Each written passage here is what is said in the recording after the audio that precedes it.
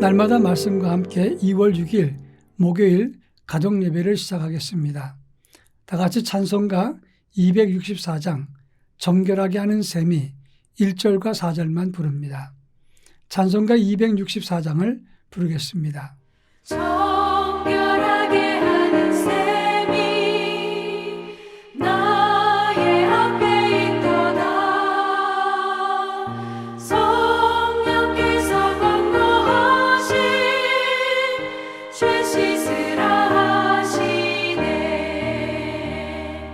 찬양하리 찬양하리 죽임 당한 어린 양 주께 영광 돌리어라. 우리 죄를 씻어주셨네. 한량없는 주의 은혜 나를 영접하셨네. 내가 지은 모든 죄와 허물 용서하셨네. 찬양하리 찬양하리 죽임 당한 어린 양 주께 영광 돌리어라. 우리 죄를 씻어주셨네.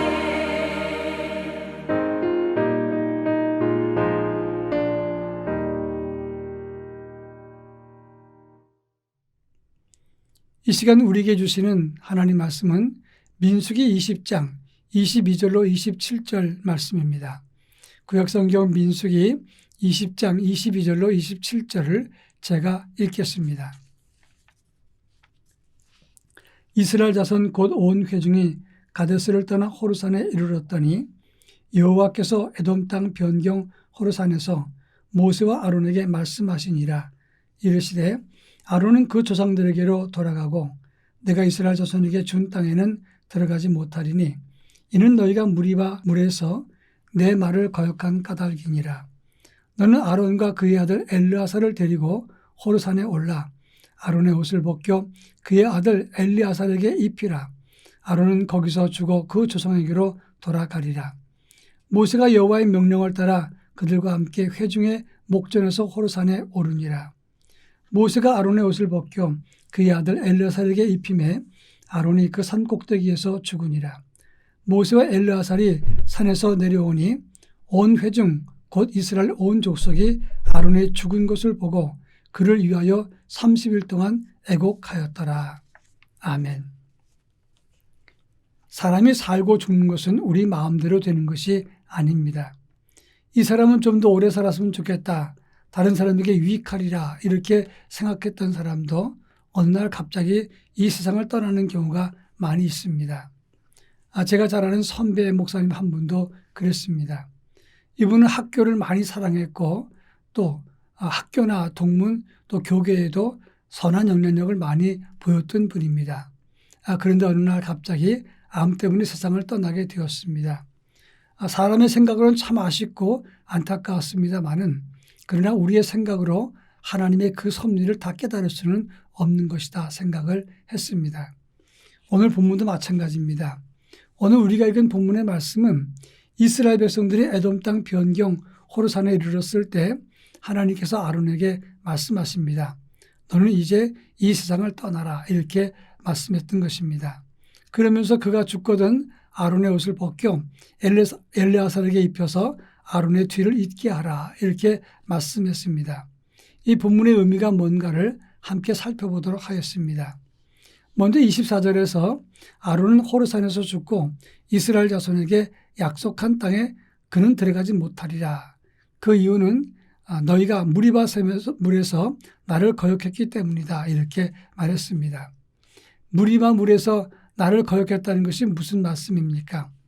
민수기 20장에 그 내용이 나오는데 민수기 20장에 보면 가데스 바네아에 이르렀을 때 물이 없었습니다. 그때 이스라엘 백성들은 모세와 아론을 원망하면서 불평했습니다. 그때 있었던 일이 세 가지였는데 첫째는 출애굽시켜서 여기까지 데리고 왔더니 기껏 한다는 말이 우리 조상들이 죽었을 때 그때 죽었으면 좋았을 뻔했다 이렇게 원망을 했습니다. 두 번째로는 우리를 왜 여기까지 인도해서 죽게 하느냐, 애굽에 매장지가 없어서 여기서 죽게 하느냐 그렇게 또 말했던 것입니다. 세 번째로는 민수기 20장 5절에 나옵니다마는 이곳엔 파종할 것도 없고 무화과나무도 없고 포도도 없고 석류나무도 없고 마시물도 없다 이렇게 연속해서 없다는 것을 반복했습니다. 하나님이 주신 것들은 참으로 많은 것이 있었는데 그들은 가나안 땅 목전에 왔지만 이것도 없고 저것도 없고 원망과 불평으로만 가득했다고 하는 점입니다. 하나님은 그들을 징계할 수밖에 없었습니다. 그래서 하나님은 그들을 전체 이스라엘 백성들을 대신해서 아론을 죽게 하셔서 가나안 땅에 들어갈 수 없게 하셨다고 하는 것입니다. 특히 아론은 금송아지를 만들어서 백성들을 잘못 오도했던 적이 있었기 때문에 그런 실수를 했었습니다. 그리고 모세 역시 반석을 두 번 치면서 하모림, 패역한 반역한 너희요 이렇게 말했습니다. 이 하모림이라고 하는 단어는 망할 놈들아 이런 의미가 담겨 있습니다. 그래서 하나님은 두 사람이 하나님의 영광을 드러내지 않았기 때문에 그래서 가나안 땅에 들어갈 수 없다라고 말씀을 했던 것입니다.